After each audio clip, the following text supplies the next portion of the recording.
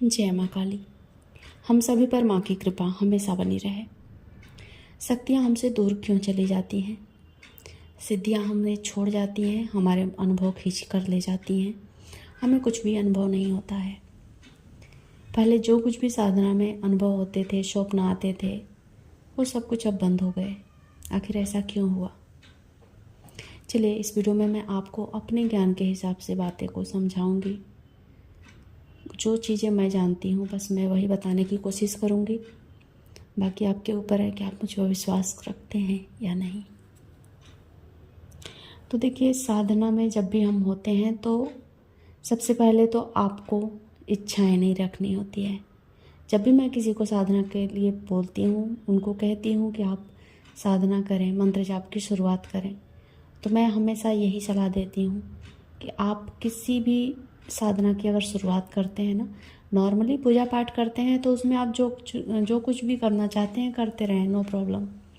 लेकिन अब जब आप साधना करते हैं, साधना का मतलब हुआ कि आप अपने देवी देवता को, अपने इष्ट को, किसी भी देवी देवता को आप मजबूर कर रहे हैं कि आप उन्हें कुछ दो, है ना।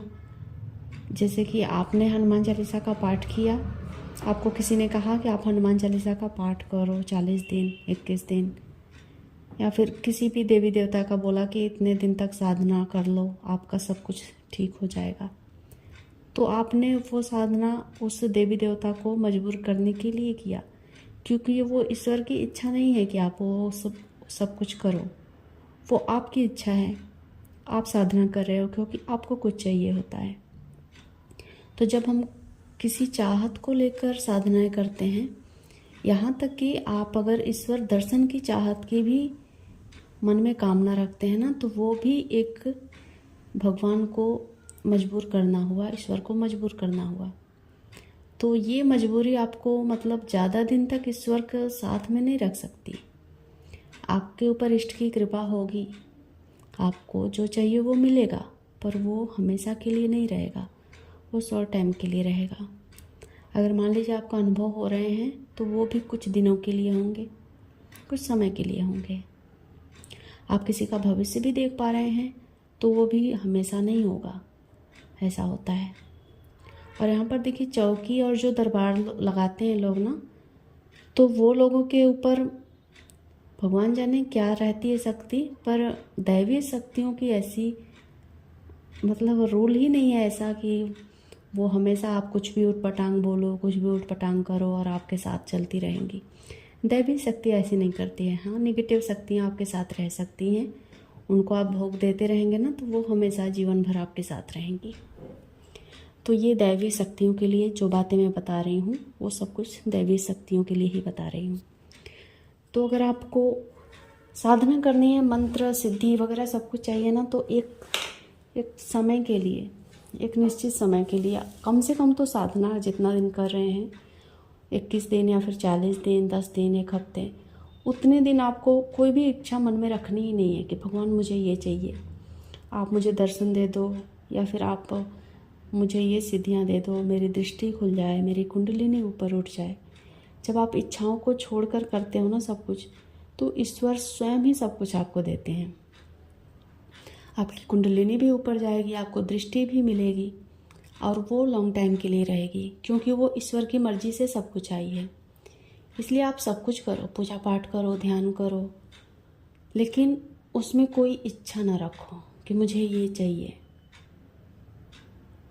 और दूसरी बात, जब भी आपको ठीक है, आपने इच्छा रखकर कोई साधना करी भी है, आपको अनुभव भी हुए, आप दूसरों का भविष्य भी देख पा रहे हो, तो फिर आपको थोड़ा भी अपने मन में अहंकार नहीं लाना है।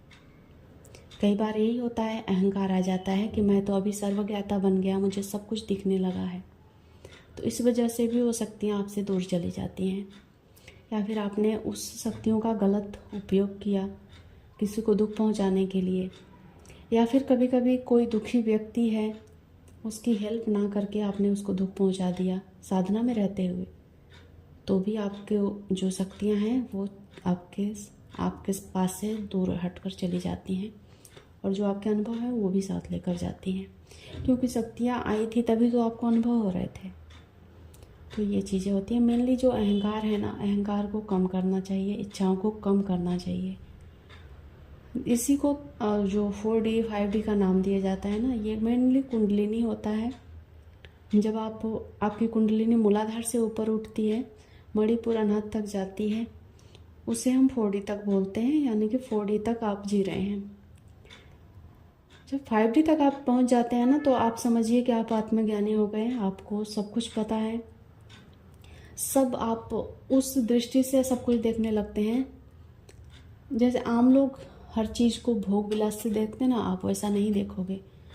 आपका नज़रिया देखने का हर एक चीज़ को, चाहे वो घास का एक तिनका ही क्यों ना हो, उसके लिए भी आपका नज़रिया कुछ अलग होगा। तो आप 5D में पहुंच गए, फिर वहाँ पर स्थिरता रहती है, वहाँ पर अहंकार नहीं रहता है, अहंकार से आप दूरी बना लेते हैं। तो ज़्यादातर लोग तो 3D में ही हैं। अगर कुछ लोग ऊपर भी गए हैं तो 4D में गए हैं। 4D में जाने के बाद आपको अनुभव हो रहे हैं, आपको सिद्धियाँ थोड़ी बहुत मिली हैं, फिर आप दूसरे का भविष्य देखने लगे, दूसरे का पूछा देने लग गए, किसी को हेलिंग करने लग गए, तो भी ये रूल के खिलाफ होता है। क्योंकि सबसे पहले तो आप ये जानो कि आपकी शक्तियाँ तैयार हैं कि नहीं ये सब कार्य करने के लिए। अगर आपने शक्तियों को बुलाया है तो ये आपकी जिम्मेदारी है कि आप उनसे ये जानने की कोशिश करें कि जो कुछ भी मेरे मन में है, किसी को ठीक करने की, किसी को हील करने की, या फिर किसी को भविष्य बता देने की, तो क्या वो शक्तियाँ तैयार हैं। अगर आपने बिना पूछे, बिना जानकारी, कई बार लोगों को जानकारी भी नहीं होती है कि उनकी शक्तियाँ इस कार्य के लिए नहीं आई हैं जो वो करना चाहते हैं, तो भी शक्तियाँ उनसे दूर चली जाती हैं। चाहे आप कितने भी भोग प्रसाद दे लो, कितने भी मंत्र जाप कर लो, कुछ भी कर लो, तो ये चीज़ें भी होती हैं। बताने को तो बहुत कुछ है, बताते रह जाओ, समय का कुछ आवाज़ नहीं होगा, कितने समय चले गए। तो ये सारी चीज़ें अगर आप ध्यान रखते हैं कि जब तक आप 5D में ना चले जाओ, मेन बात यहाँ पे ये है, जब तक आपकी कुंडलिनी पूरी तरह से दृष्टि तक ना पहुँच जाए, सहस्रार तक ना पहुँच जाए ना, तब तक आप किसी का भविष्य देखने की कोशिश भी ना करो, किसी को हील करने की कोशिश ना करो। नहीं तो जो भी शक्तियाँ मिली है ना, थोड़ी बहुत वो ख़त्म हो जाती हैं, चली जाती हैं। फिर आपके अनुभव आने, ये सब कुछ ख़त्म हो जाते हैं, जो कुछ भी आपको मिला था साधना और ध्यान के मतलब उसके बदले में। तो बस मेरा जो अनुभव है उसके हिसाब से मैंने आपको बता दिया है। आप कितना समझते हैं ये आपके ऊपर है। जय माँ काली।